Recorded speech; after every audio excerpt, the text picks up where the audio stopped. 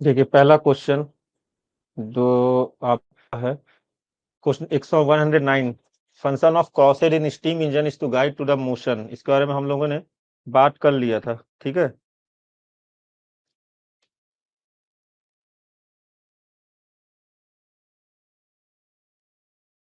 ठीक, ये 109 के बारे में, the function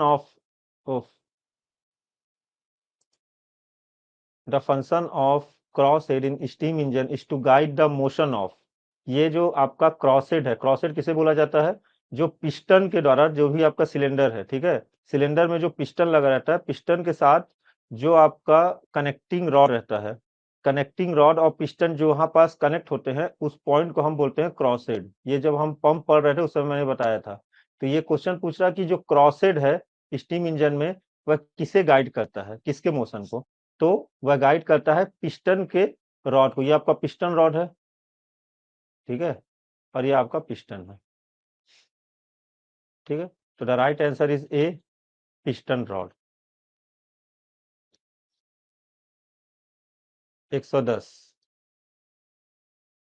question number 10110, minimum number of turns of winding rope on the drum when the cage or other means lowest point in the shaft. क्या बोल रहा है?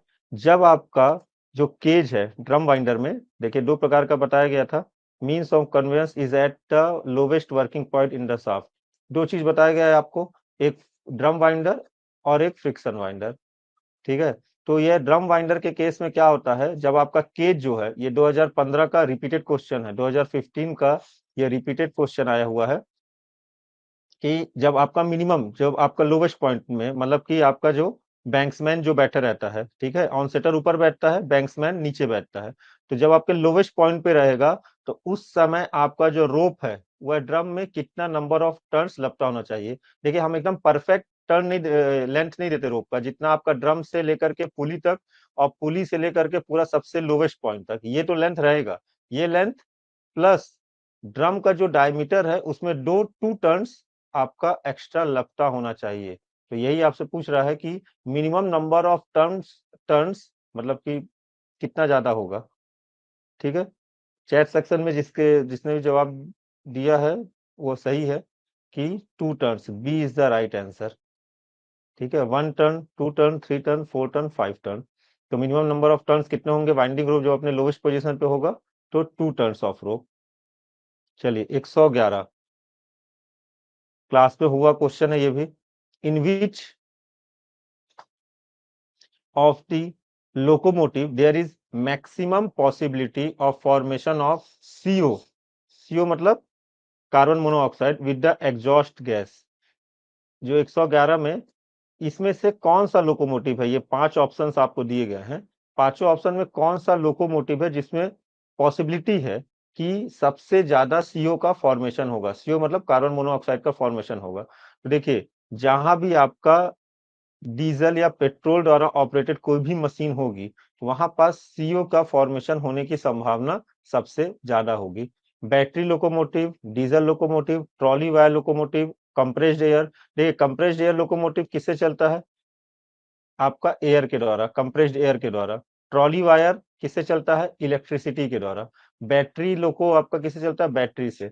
एक लौटा बी, डीजल लोको जो है, ये आपका चलता है फॉर्मेशन ऑफ सीओ, मतलब आपका सीओ का फॉर्मेशन हो रहा है, तो इसे diesel loco, that is B is the right answer.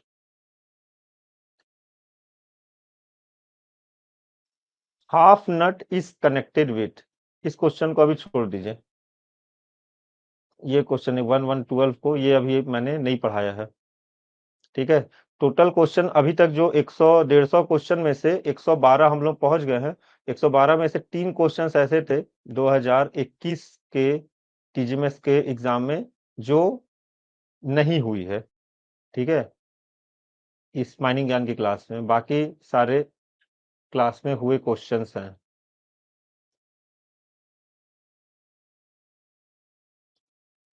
Next देखिए 113, two rap signalling in a winding engine means. अगर आपका सिग्नलिंग में आपका वाइंडिंग इंजन है, तो उसमें मैंने बताया था आपको, जैसे कि रेगुलेशन, कोल माइंस रेगुलेशन, इसमें देखिए आपका हॉलेज और वाइंडिंग दो चीज मैंने आपसे बोला था कि पूरा का पूरा आपको पढ़ के जाना चाहिए अगर आप मशीनरी के पेपर में जा रहे हैं तो। ये देखिए, यहाँ पास आपको दिया हुआ है कि टू रैप्स अगर है तो मतलब आपका लोअर करना है। इस सिग्नल का मतलब क्या है कि आपको केज को, सिग्नल का मतलब है कि आपको केज को लोअर ले जाना है।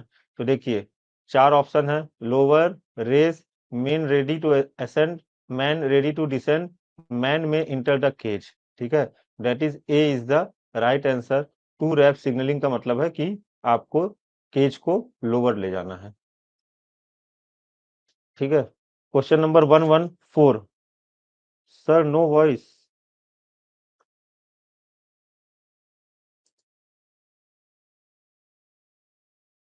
बनवारी लाल जी एक बार आउट होकर के इन हुई।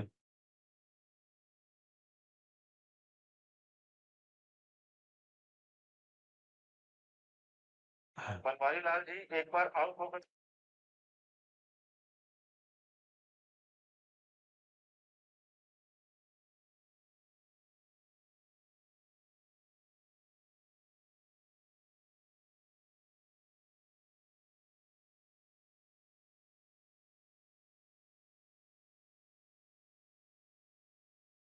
बाकियों में साउंड आ रहा है, आप ही में प्रॉब्लम आ रही है। मजहरी जी में भी आ रहा है। ठीक है, और जो मेरे साथ मोबाइल कनेक्ट है उसमें भी आवाज आ रही है। एक बार आउट होकर के इन हो जाइए। कई बार ऐसी प्रॉब्लम होती है, अपडेट नहीं किया है आपने।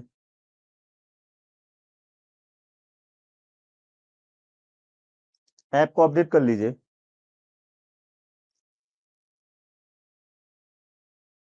ठीक है, आई बनवारी लाल जी, आवाज आई? अगर आवाज आ गई होगी तो आप एक बार व्हाट्सएप में मुझे ओके करके लिख दीजिएगा। अब देखिए next question, a watt governor could B.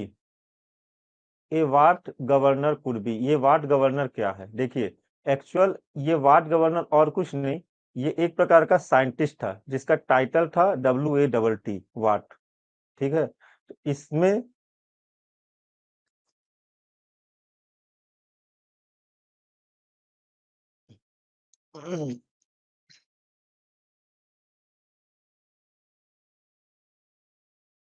ठीक है, ये वाट गवर्नर जो था एक साइंटिस्ट था जिसका पूरा नाम था जेम्स वॉट। ठीक है, तो इसके नाम पर ही आपका ये चीज चालू की गई थी। एक्चुअल में इसने जो वर्क किया था जेम्स वाट ने, स्टीम इंजन को, स्टीम इंजन पर। ठीक है, तो वाट गवर्नर ये कुछ नहीं है, ये एक सिंपल प्रकार का सेंट्रीफ्यूगल गवर्नर है। Centrifugal governor. ठीक है, तो सेंट्रीफ्यूगल का जो आपका मैकेनिज्म है, ठीक है, तो स्टीम इंजन में सेंट्रीफ्यूगल का जो मैकेनिज्म है, उसी मैकेनिज्म के इसमें जेम्स वाट ने काम किया था। तो कई बार हम इस सेंट्रीफ्यूगल जो मैकेनिज्म है उसको हम वाट गवर्नर या भी कहते हैं।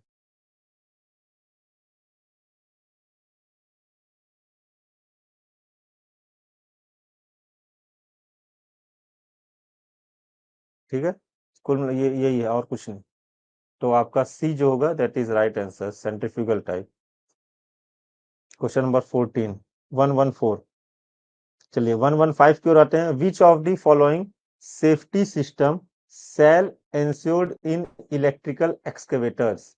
115, ये इलेक्ट्रिकल एक्सकेवेशन अपन ने सॉवेल पढ़ा है। ठीक है, एक्सकेवेटर और कुछ नहीं है, जितने भी आप फेज मैकेनिज्म पढ़े हैं, ठीक है, जितनी भी मशीनें जो कि फेज मैकेनिज्म में, चाहे आप लॉन्ग वाल में, चाहे अंडरग्राउंड में, चाहे आपका ओपन कास्ट में, जहां भी हम पढ़े हैं, तो इसमें ये पूछ रहा है कि जितने भी आपके मशीन है, फेज मैकेनिज्म्स हैं, ठीक है, जो एक्सकेवेशन के काम आते हैं, कोयले के एक्सकेवेशन के काम आते हैं या फिर सॉफ्ट ओबी के एक्सकेवेशन के काम आते हैं, तो इनमें से कौन सा, which of the following brake system उसमें लगा हुआ रहता है? पहला ऑप्शन है क्राउड ब्रेक, दूसरा होस्ट ब्रेक, हॉइस्ट ब्रेक, तीसरा स्विंग ब्रेक, फिर retractable ladder, all of the above.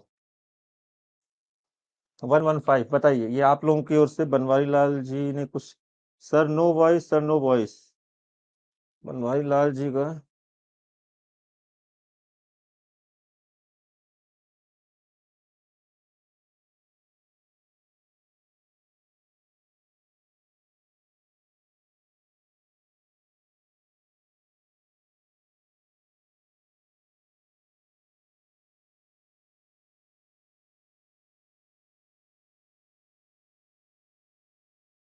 बाकियों में साउंड आ रहा बनवारी जी, एक बार इन होकर के आउट हो जाइए।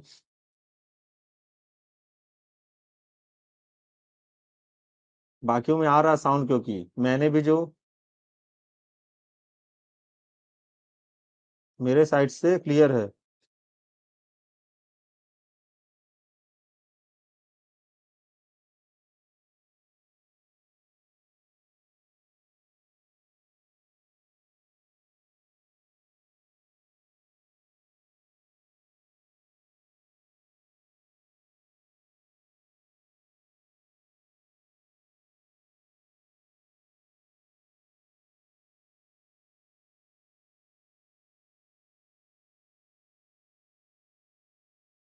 बाकियों में साउंड आ रहा कि नहीं आ रहा? बनवारी लाल जी बार बार ये लिख रहे हैं। मजहर अली, जितने भी स्टूडेंट्स इसमें हैं सब एक बार चैट सेक्शन में ओके करके लिखिए। तो बार बार लिख रहे हैं कि साउंड नहीं आ रहा है। जिनमें भी आ रहा है वो एक बार चैट सेक्शन में लिख के बोले। संजय तिवारी जी होंगे अगर क्लास में, पार्थराय गुप्ता जी, जो भी है, ठीक है।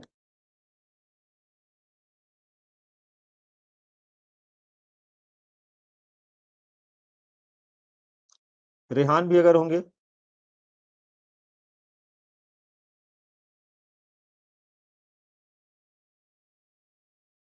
अब इसमें क्या बोल रहा है कि इसमें कौन से ब्रेक होते हैं? 100, क्वेश्चन नंबर 115। ठीक है, देखिए बाकी आप ब्रेक नहीं सुने होंगे, तो एक ब्रेक तो आप जरूर सुने होंगे, होइस्ट ब्रेक और स्विंग ब्रेक। स्विंग ब्रेक मतलब पूरा का पूरा 360 डिग्री रोटेट करता है कि नहीं करता है। कोई भी इलेक्ट्रिकल मशीन है जो, वह मैक्सिमम हम देखे हैं, चाहे आपका इलेक्ट्रिकल एक्सकेवेशन में सॉवेल हो, रोप सॉवेल एक होता है, ठीक है, बकेट व्हील एक्सकेवेटर भी है, तो वह पूरा का पूरा 360 डिग्री उसमें टर्न टेबल लगा रहता है। ठीक है, चाहे आपका वह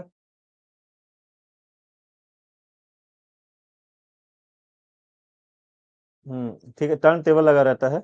तो ये इस टर्न टेबल के द्वारा पूरा 360 डिग्री रोटेट करता है। तो ये जो स्विंग ब्रेक, कहीं किसी एक जगह पे रोकना है, तो हम उसमें स्विंग ब्रेक लगा रहता है। होइस्ट ब्रेक लगा रहता है। होइस्ट ब्रेक मतलब जैसे कोई रस्से से खींच रहा है, ठीक है, तो रस्से से खींच रहा है तो उसमें भी ब्रेक लगा रहता है, रस्से, ठीक है। ये भी रहता है। जब ये दोनों रहता है तो मतलब all of the above is the right answer. E is the right answer. बाकी भले आप नहीं जानते होंगे, क्राउड ब्रेक, रिट्रैक्टेबल लेडर, ठीक है। तो ये क्राउड ब्रेक क्या होता है कि बहुत ज्यादा क्राउडिंग वाली जगह पर ब्रेक लगने को क्राउड ब्रेक कहते हैं। चलिए, 115, which is not considered in the calculating super elevation. इनमें से क्या चीज कंसाइडर्ड नहीं की जाती है सुपर एलिवेशन में? बताइए, क्लास में जो भी सुपर एलिवेशन में क्या कंसाइडर, देखिए सुपर एलिवेशन का सबसे पहले आपको फॉर्मूला निकालना पड़ेगा, that is v square upon 2g, sorry, v square upon r g, ये फॉर्मूला होता है। ठीक है, v square upon r g. V क्या है आपका? वेलोसिटी मान लीजिए या स्पीड मान लीजिए। आर आपका रेडियस ऑफ कर्वेचर। जी आपकी ग्रेविटी। ठीक है, तो रेडियस ऑफ कर्वेचर होता है, स्पीड ऑफ ट्रेन होता है, फिर ट्रैक गेज होता है। ट्रैक का गेज, ठीक है, ये रेडियस है, ठीक है, और ट्रैक का गेज कहाँ पास होता है? यहाँ पास, ठीक है, जिसको हम बड़ा जी से डोनेट करते हैं, ट्रैक गेज को। ठीक है, एक्सीलरेशन ड्यू टू ग्रेविटी होती है, मतलब सी जो है वह नहीं होता। तो इसका राइट आंसर क्या हो जाएगा? सी। बनवारी लाल जी क्लास से जुड़ गए हैं। चलिए, सी इज द राइट आंसर, बिल्कुल बनवारी लाल जी, बढ़िया। Which is not consider in calculating the super elevation. इनमें से सुपर एलिवेशन में क्या कंसाइडर नहीं किया जाता? ठीक है, तो आप जब फॉर्मूला लिखेंगे तो आपको समझ में आ जाएगा, v square upon r g. R g के अलावा ये जो जी है, जो आपका बोला जाए तो क्या कहा जाएंगे इसको, जी को? Track gauge. ट्रैक गेज मतलब आपका जो ट्रैक है, दो ट्रैक के बीच का जो डिस्टेंस है, ये डिस्टेंस, इसी को हम ट्रैक गेज कहते हैं।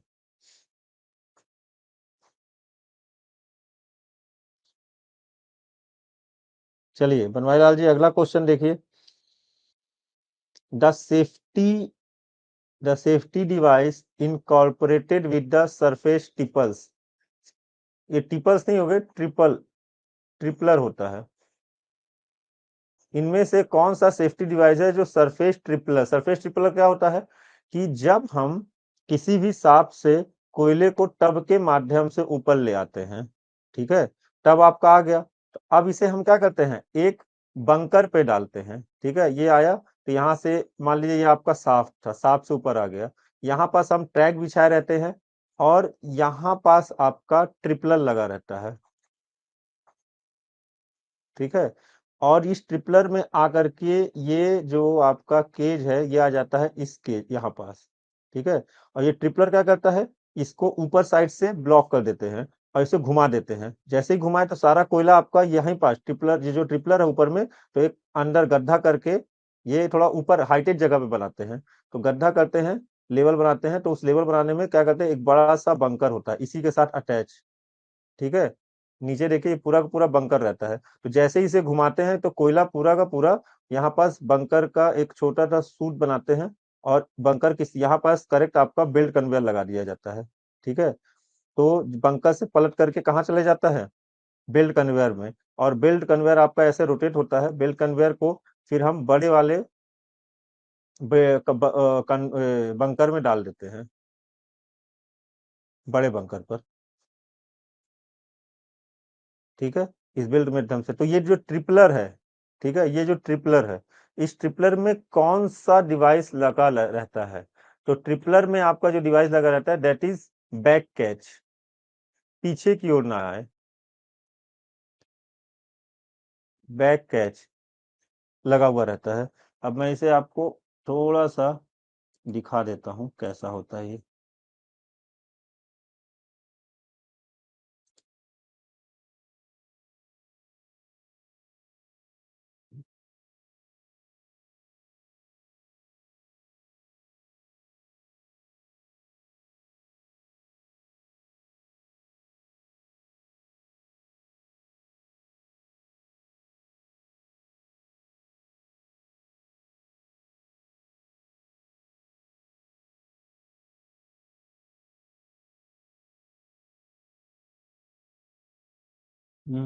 इसमें लिखा रहा है,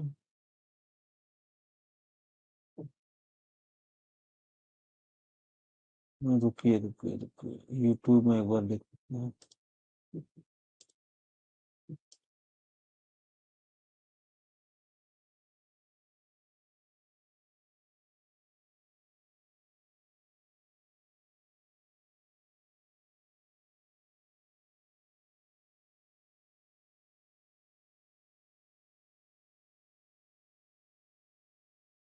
ये देखिए, सभी को दिख रहा है, ये होता है आपका ट्रिपलर, आपको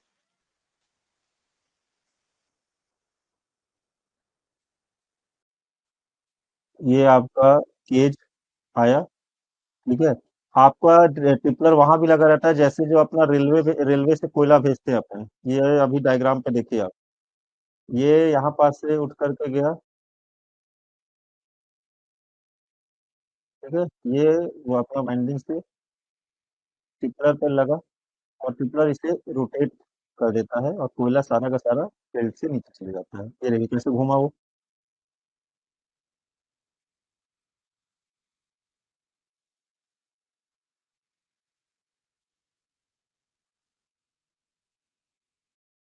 ठीक है, और रेलवे जहाँ पास हमारा साइडिंग रेलवे होता है, देखिए ये भी एक ट्रिपलर है, ये देखिए,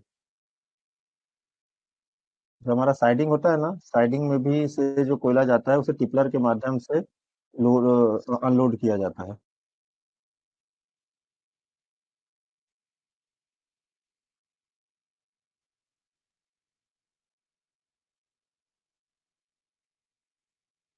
चलिए आगे की ओर बढ़ते हैं।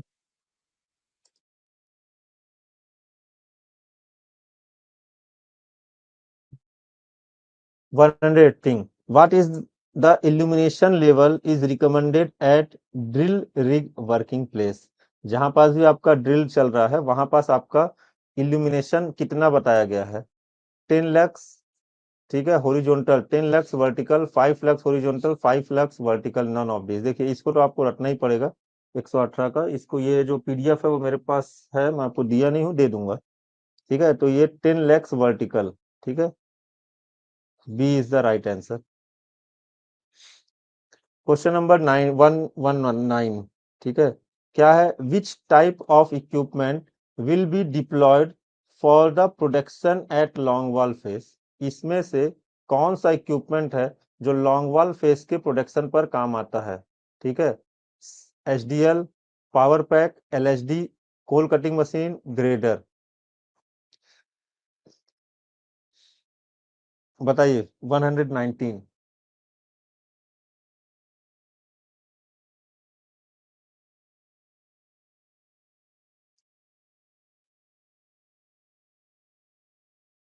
Long wall production face mechanism में काम आता है। एचडीएल लॉन्ग वॉल पे काम नहीं आता, एलएचडी काम नहीं आता, कोल कटिंग मशीन ये भी काम नहीं आता।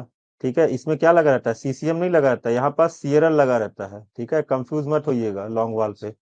और ग्रेडर, ग्रेडर आपका ओपन कास्ट का है। तो ये पावर पैक है, ये आपका लॉन्ग वॉल पे लगा रहता है। पावर पैक क्या रहता है? ये आपका शील्ड सपोर्ट हो गया, चाहे पावर सपोर्ट हो गया, जो कि जैसे जैसे आपका लॉन्ग वॉल सीयरर आपका फेस जैसे जैसे कोल कट कर लेता है, कट करने के बाद वह एएफसी आर्मोर्ड फेस कन्वेयर पर डालता है। फेस कन्वेयर उसे ले जा करके बिल्ड कन्वेयर में डिस्चार्ज कर देता है। ठीक है, तो आपका जो जैसे जैसे बढ़ता है वैसे वैसे आपका पावर पावर सपोर्ट के पीछे क्या है? गोफ एरिया है।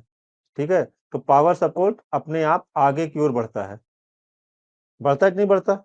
यही चीज आपसे पूछा जा रहा।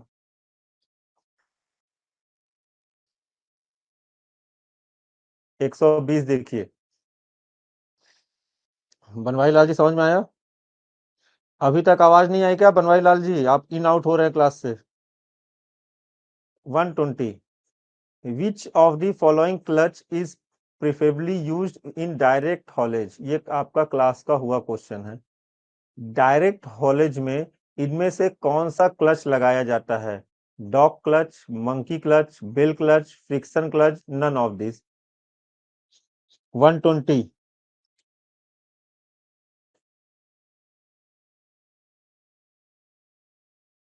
ये आपका रेगुलेशन पे भी ये चीज लिखी हुई है।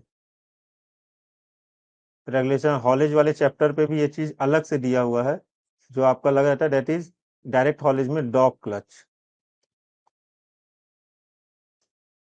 ठीक है, जिसे हम माइनिंग भाषा में कुट्टा बोलते हैं।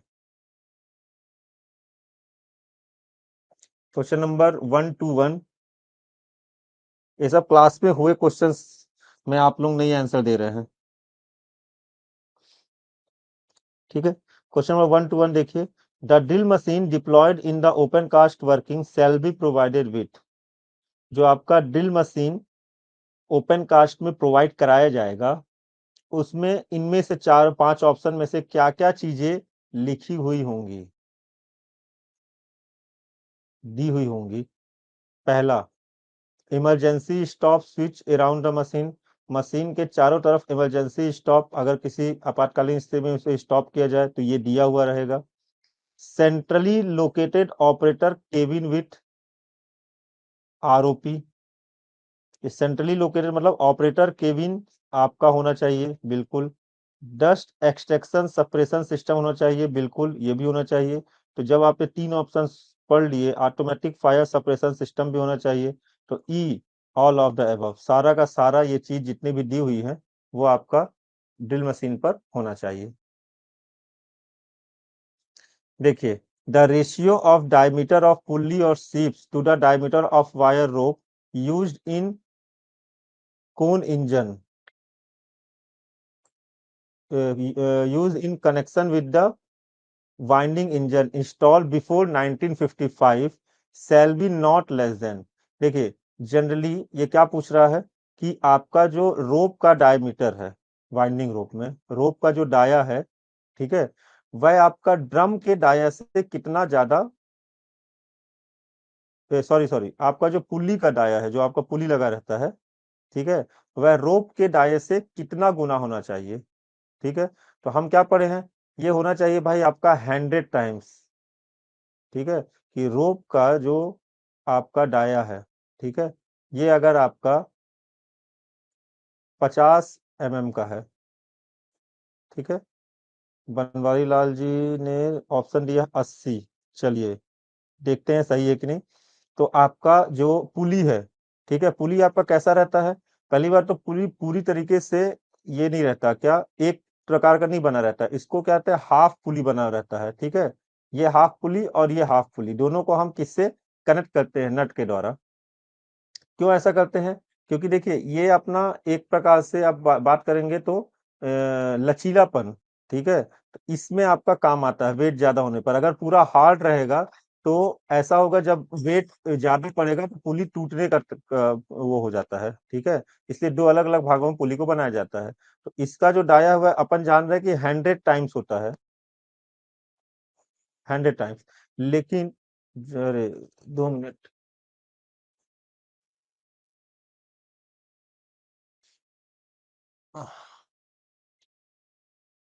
ठीक है, लेकिन आपसे ये 1955 की बात है। 1955 से पहले जो था वह पुली का जो डाया था वह 80 टाइम्स था। ये रेगुलेशंस का सवाल है। तो आप अगर मैं बोलूँ तो दो लगातार क्वेश्चन आ गए सिर्फ रेगुलेशन से आपका। ये 37 नंबर का सवाल हो गया। तो 80 टाइम्स, ठीक है, B is the right answer. Banwari Lal ji का आंसर सही था। नेक्स्ट है 1, 2, 3। Combustion in a compression in ignition engine is, जो आपका कंबशन होता है कंप्रेशन इंजन में, वह होमोजीनस है, एक जैसा है, हेट्रोजीनस है, दो अलग अलग प्रकार से कंबशन होते हैं, बोथ 1 and 2, लमिनार होता है, टर्बुलेंट होता है। Question number 1, 2, 3।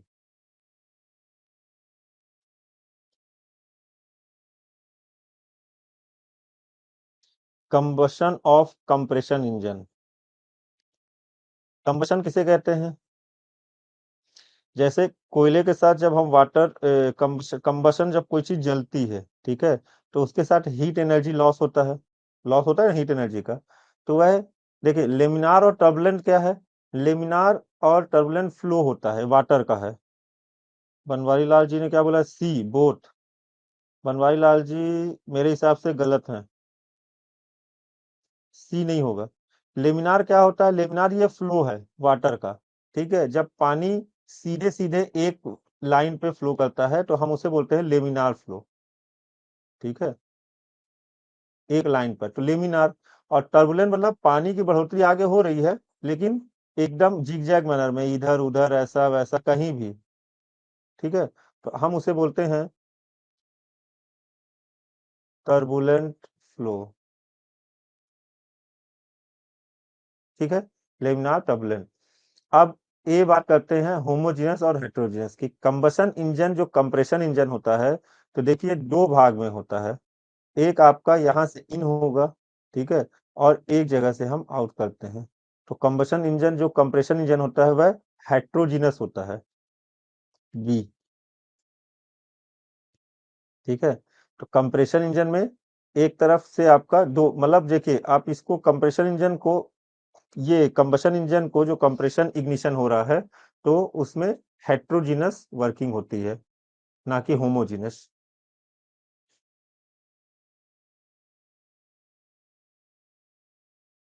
124 देखिए, ए company of at least one other person while working in the shaft required as per regulation 2017।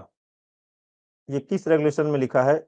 A company of at least one other person while working the shaft, मतलब एक के साथ दूसरा आदमी, मतलब शाफ्ट में कभी भी अकेले नहीं जाना है, एक के साथ दूसरा आदमी कंपनी में होना चाहिए साथ में। तो ये कौन से रेगुलेशन नंबर पे लिखा है? देखिए सारा का सारा रेगुलेशन 90 दे दिया है, लेकिन इसमें सब रेगुलेशन नंबर पूछा है, और सब रेगुलेशन नंबर में भी 3 दे दिया है।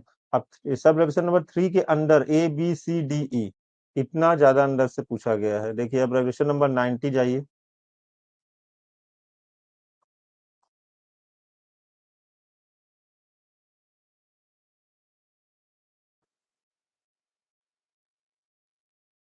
देखिए 90 का 3, अब किस में लिखा हुआ है ये चीज?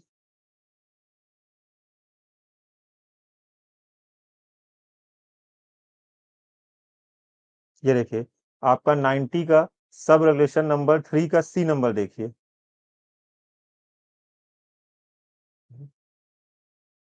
चालू नहीं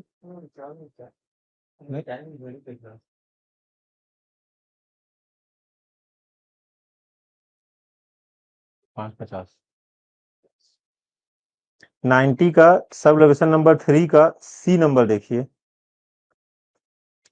ठीक है, every person while engaged in any examination, repair or other work in a shaft shall be accompanied by at least one other person। वह जो भी आदमी जो भी इंगेज होगा एग्जामिनेशन के रिपेयर में और अदर वर्क में शाफ्ट के, उसके साथ एक आदमी अवश्य रहेगा। And all person shall be provided with safety belt, उसके साथ सेफ्टी बेल्ट प्रोवाइड कराया जाएगा जो कि approved by the chief inspector, effectively protected against the risk of falling. ठीक है, तो सी 90 का 3 का सी, सब लेसन नंबर 3 का सी। तो राइट आंसर इज सी। ठीक है, क्वेश्चन नंबर 1 to 4 के बाद question number 25, number of idlers used in HDL machine. कितने आइडलर्स यूज होते हैं एचडीएल मशीन में?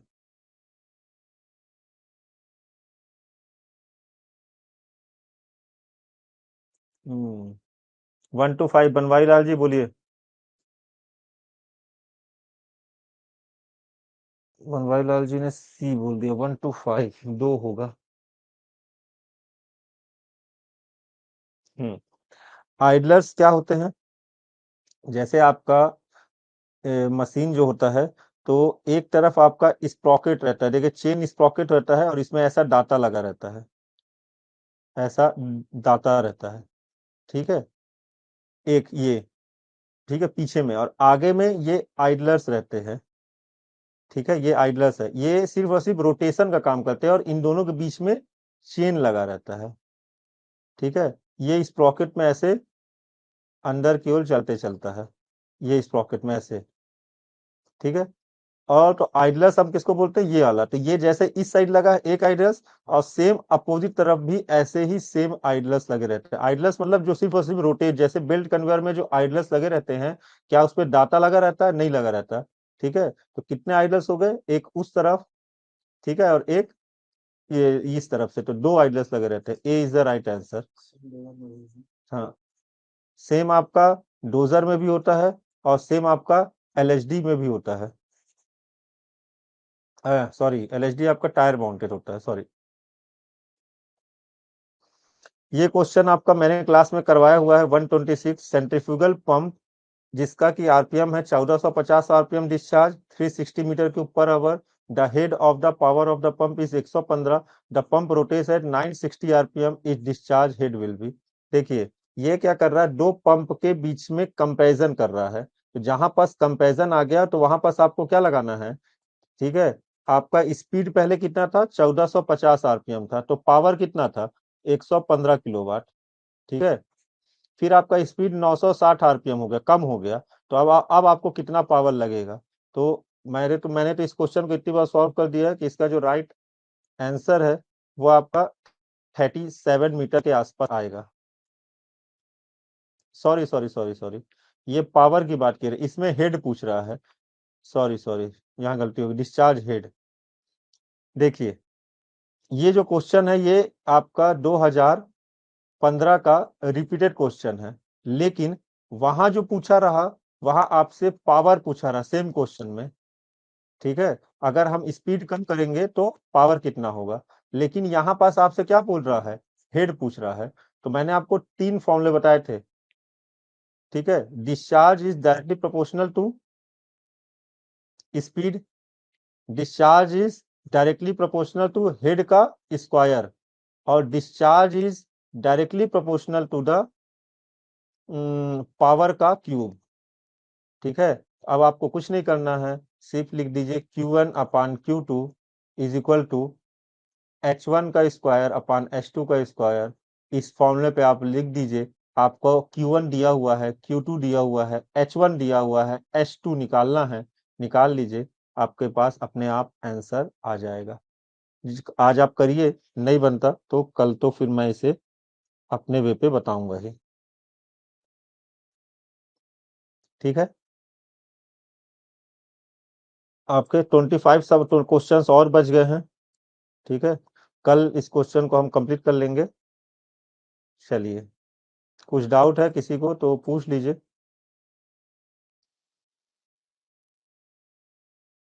बनवारी लाल जी इस क्वेश्चन को किए हैं तो बताइए। सी बता रहे हैं।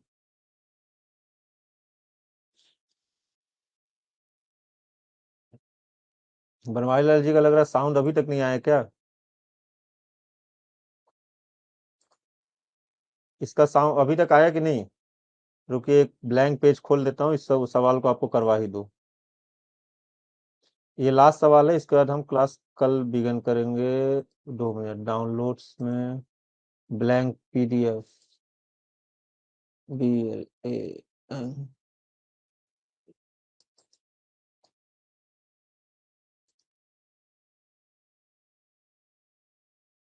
ये देखिए, आपका दिया है 1450 आरपीएम।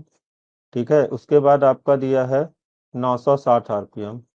फिर आपका दिया है 115 का हेड पूछ रहा है, 2 मिनट।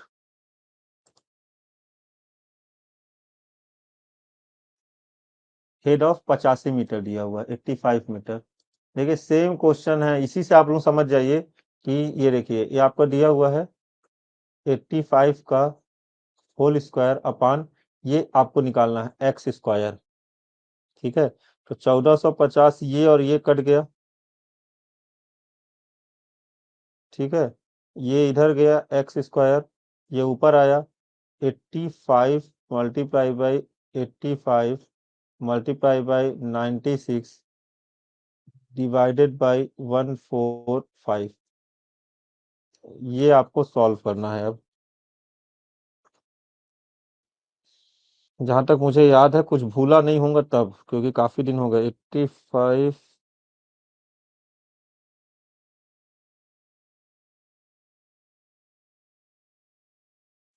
तो ये आपका हो जाएगा 693600 डिवाइडेड बाई 145। ये आपका हो गया 483।